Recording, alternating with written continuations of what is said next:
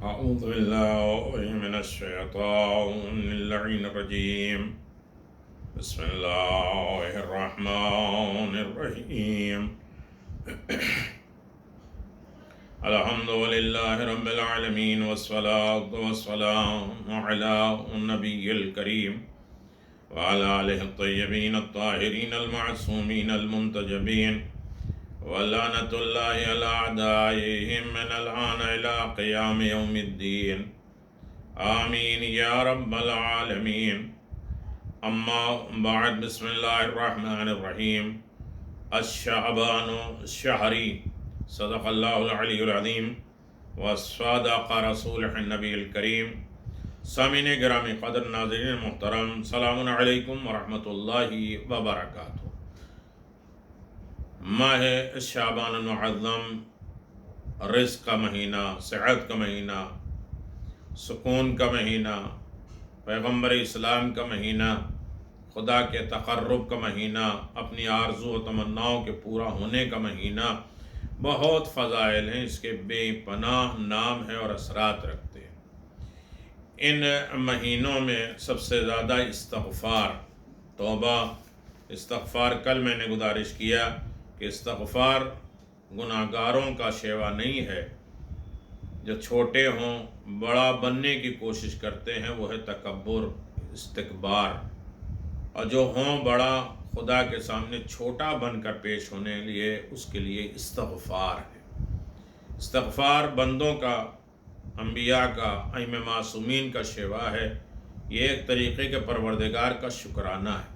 یہ استغفار کا مہینہ ہے، صلوات کا مہینہ ہے. صلوات شعبانیہ ہے، اہل بیت کے فضائل اس میں بھرے ہیں. شجرۃ النبوہ، موضع رسالہ، مختلف الملائکہ، معدن العلم، اہل بیت الواحد.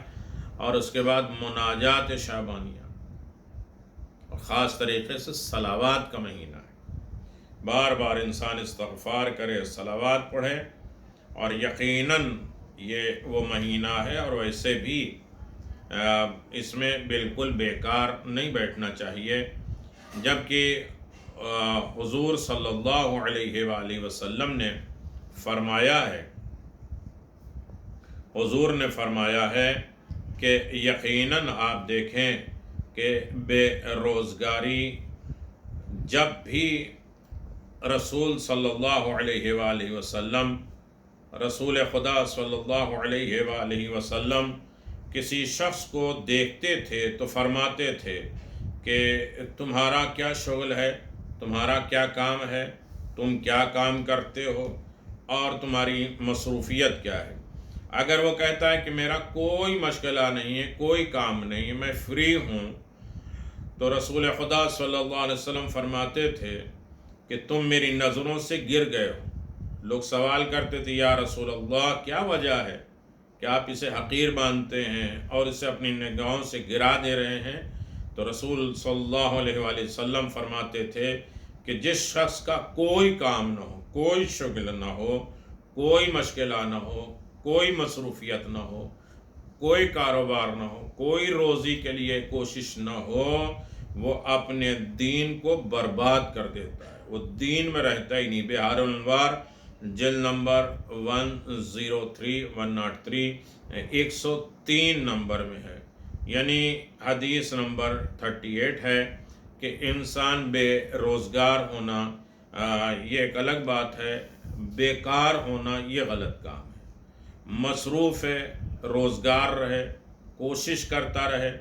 اللہ تبارک و تعالیٰ اس کے کام میں اس کی مدد کرے گا.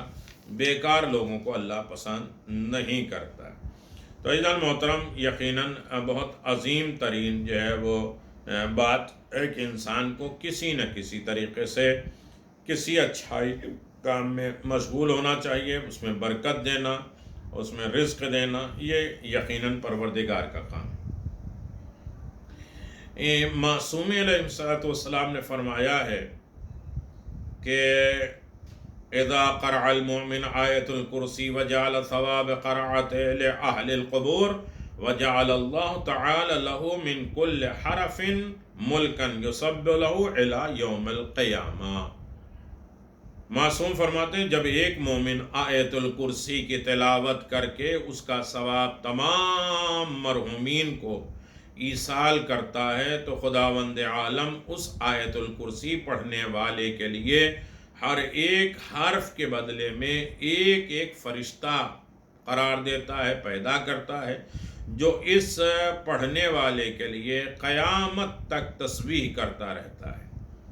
ہمارے یقیناً کاموں میں اہم ترین کام یہ ہے کہ ہم اپنے کو بھی یاد رکھیں، زندوں کو بھی یاد رکھیں، لواحقین کو بھی یاد رکھیں، رشتہ داروں کو بھی یاد رکھیں، مومنین کو بھی یاد رکھیں، ضرورت مندوں کو بھی یاد رکھیں، خاص طریقے سے مرحومین کو یاد رکھیں۔ نماز وحشت قبر میں 10 مرتبہ انسان انا انزلنا پڑھتا ہے، آیت الکرسی پڑھتا ہے۔ یہ آیت الکرسی پڑھنے کا اگر ثواب مومنین مرحومین کو دے دیا جائے تو ہر حرف کے بدلے میں اللہ فرشتہ بناتا ہے جو اس کے لیے تسبیح کرتے ہیں، استغفار کرتے ہیں۔ تو استغفار بہت بڑی دولت ہے، اور معصوم فرشتے کسی کے لیے استغفار کریں، اس سے بڑا شرف اور اس سے بڑا عمل کوئی نہیں ہے۔ یقیناً آپ دیکھیں کہ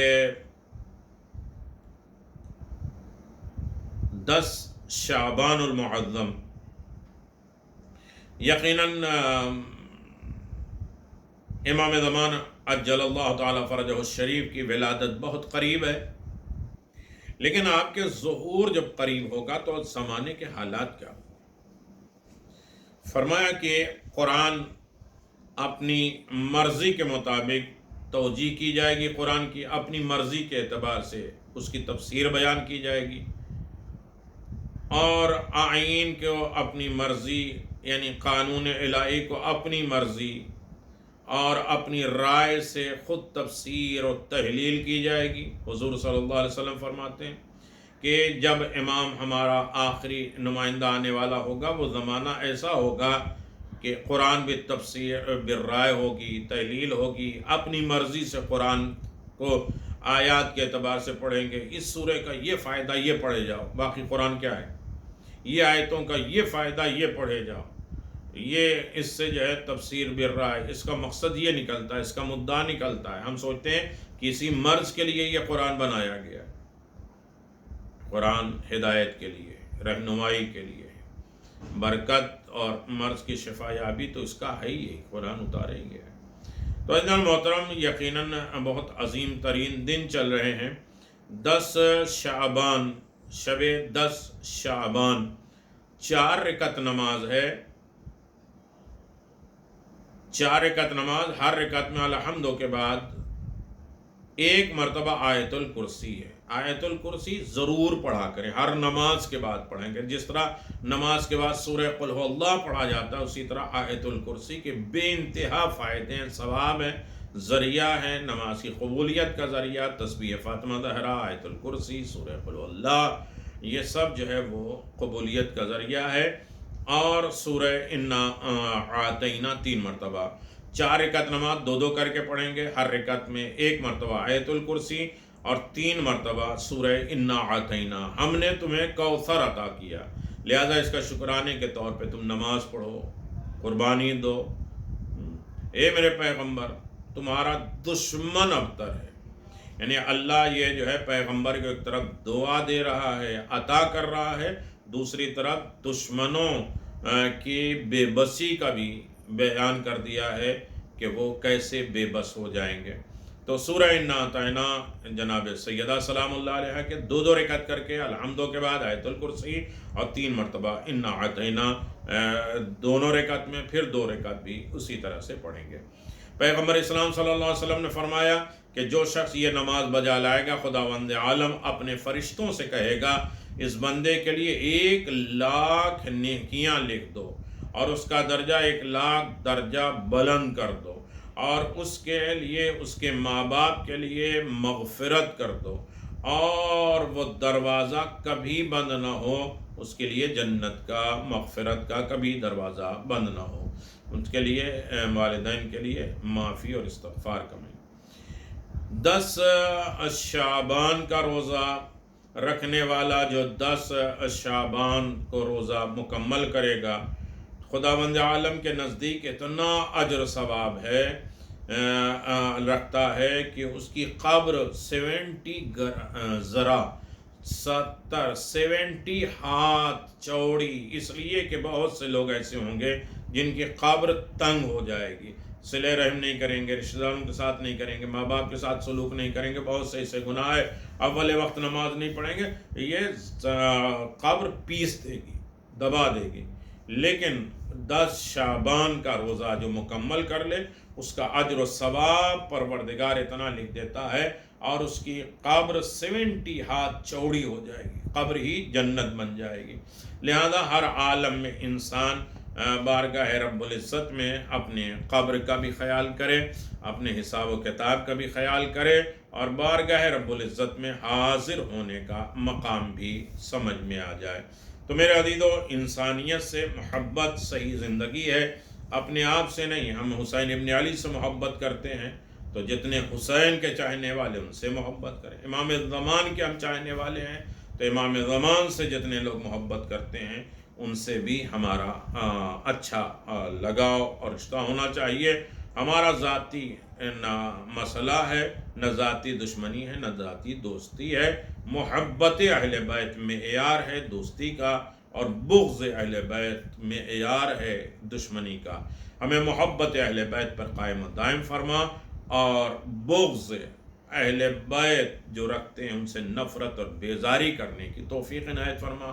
ہمارے سارے اعمال کو، ساری اچھائیوں کو، ساری نیکیوں کو قبول فرما، ہم سب کے مرحومین کی مغفرت فرما، ہمارے زندوں کی حفاظت فرما، اور اپنے در کے علاوہ کسی کو محتاج نہ قرار دے، روضہ مقدسہ کی زیارت نصیب فرما، حج عمرے کی توفیق عنایت فرما، اور خاص طریقے سے امام حسین علیہ السلام کے دربار تک پہنچنے کا، اور امام زمان کے صحیح ناصر، صحیح چاہنے والے، مطیع فرما بردار بندہ بننے کی ہمیں توفیق عنایت فرما۔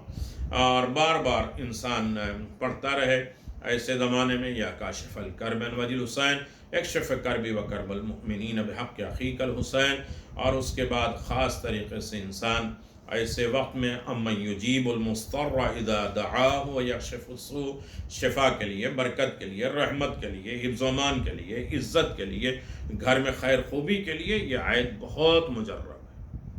سلامت رہیں، آباد و شاد رہیں، دعاؤں میں یاد رکھیے، خود بھی نیکی کریے، دوسروں کو بھی یہ نیکی سمجھ کے پہنچائیے، اور کم از کم کوشش کریں کہ ہماری یہ نیکی 10 لوگوں کو ہر آدمی سوچ لے کہ ہمیں پہنچانا ضروری ہے، تاکہ کوئی بھی عمل، کسی کا عمل قبول ہو تو ہم اس میں شریک حال رہیں۔ والسلام علیکم ورحمۃ اللہ وبرکاتہ۔